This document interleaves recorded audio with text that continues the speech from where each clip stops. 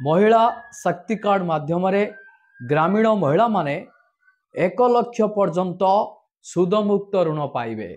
महिला शक्ति कार्ड कौन, क्यों महिला माने एथिरे सामिल हो पारिबे, यह पाई आवश्यकता डॉक्यूमेंट्स कौन रही, योजनार योग्यता मानदंड गुड़िक कौन सब रही, जार डिटेल्स मुझे वीडियो माध्यम आपण मानकु स्टेप बाय स्टेप जनइबी।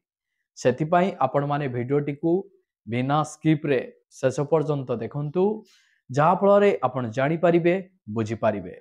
वीडियोटी को आरंभ करबा पूर्वरु आपण समस्त को कहि रखिबी, चैनल ले जदि नुआ करी आपण वीडियोटी देखुतांती ताहाले वीडियो को लाइक करी चैनल को सब्सक्राइब करी पाखर थिबा घंटी चिन्ह को दबाई दियंतु। देखंतु भारत सरकार महिला मानकु आर्थिक भाव में सशक्त करिबा पाई एक नूतन पदक्षेप आरंभ करिसंती। एही योजना को महिला शक्ति कार्ड 2025 कहा जाए। एही कार्ड माध्यम ग्रामीण एवं समाजर आर्थिक दुर्बल वर्ग को 1 लाख पर्यंत सुदमुक्त ऋण जोगाई दियाजिबो।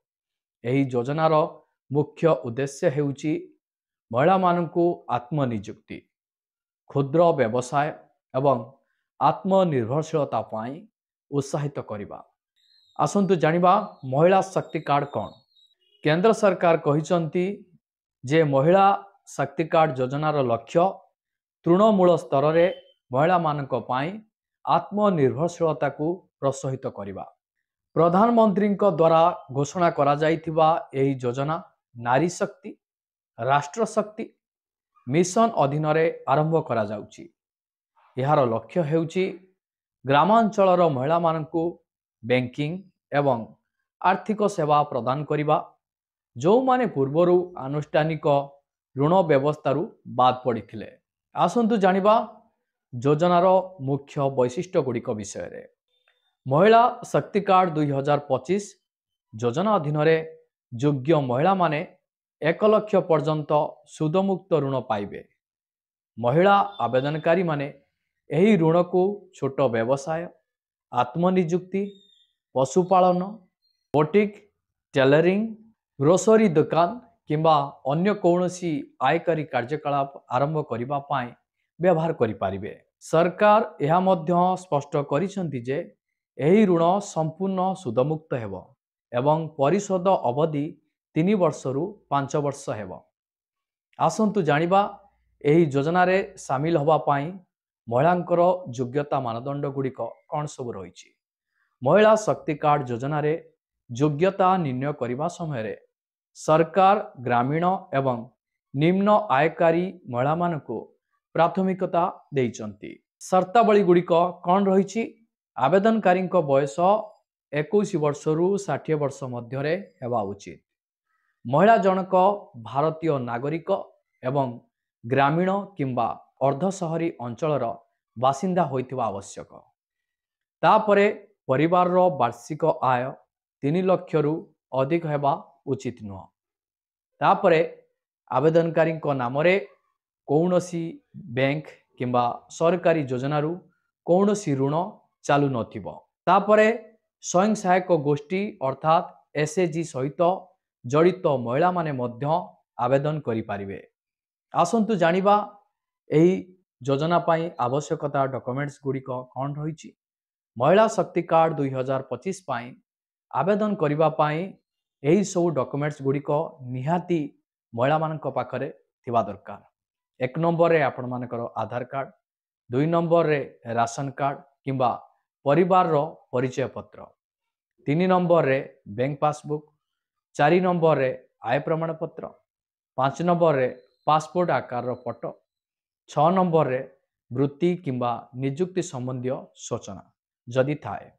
आवेदन समय रे एही डॉक्यूमेंट गुड़िक स्कान करी अपलोड करिबा बाध्यतामूलक हेबो महिला शक्ति कार्ड पाइबा पाई। आसंतु जानिबा आवेदन प्रक्रिया केमिति कोन रही। सरकार एही योजना रु 2टी पर्याय रे कार्यकारी करूचंती। प्रथम पर्याय रे ग्रामांचल एवं अर्धसहरी अंचल रे आवेदन खोला जिवो। आवेदन प्रक्रिया संपूर्ण ऑनलाइन हेबो। सर्वे प्रथमे आवेदनकारी को सरकारी वेबसाइट को विजिट करिया पाई पड़िबो। वेबसाइट mahila.gov.in को विजिट करने को पड़िबो। सेठारे महिला शक्ति कार्ड 2025 विकल्प उपरे क्लिक करने को पड़िबो। तापरे आपणकर आधार नंबर एवं मोबाइल नंबर माध्यम रे लॉगिन करंतु। समस्त आवश्यक सूचना पूर्ण करंतु एवं डॉक्यूमेंट गुड़िक अपलोड करे नियंतु। आवेदन दाखल करिबा परे रसीद डाउनलोड करंतु। आवेदन दाखल करिबा परे बैंक किंबा स्वयं सहायक गोष्ठी योग्यता जांच करिवे। तापरे 1 लाख पर्यंत ऋण सीधा सड़क आवेदनकारी अकाउंट को स्थानांतरित हेबो। तो आसंतु जानिबा महिला शक्ति कार्ड माध्यमरु सुदमुक्त लोन किपरि आपण माने पाई परिबे। एही योजना अधीन रे ऋण सुद सब्सिडी मॉडल उपरे आधारित हेबो। एहार अर्थ हेउची ऋण बैंक द्वारा जोगाई दिया जिवो, किंतु संपूर्ण सुद सरकार प्रदान करिवे। तेणु महिला आवेदनकारी को केवल ऋणर मूल राशि परिशोध करने को पड़िबो, कौनसी सुद नुहे। आसंतु जानिबा महिला शक्ति कार्ड माध्यमरु आपण केउ बैंक रु लाभ उठै पारिबे। देखंतु महिला शक्ति कार्ड योजना देशर समस्त जातीयकरण एवं आंचलिक ग्रामीण बैंक माध्यम रे कार्यकारी करा जिवो।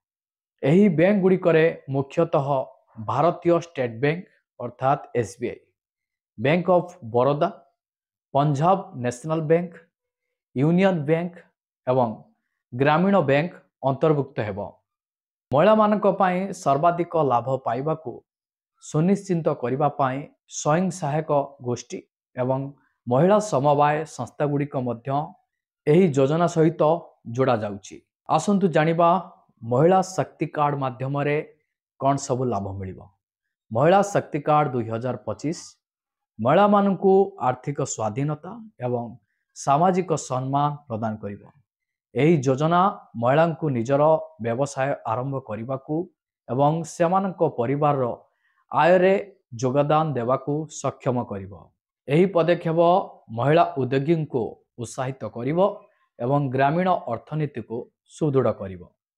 आसंतु जानिबा महिला शक्ति कार्ड माध्यम रे सरकार द्वारा प्रकाशित विवृत्ति।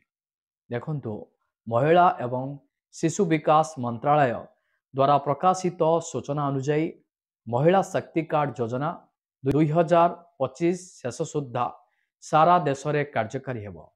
सरकार प्रथम पर्याय रे प्राय 2 नियुत महिला को सुदमुक्त ऋण प्रदान करने को लक्ष्य रखिछन्ते।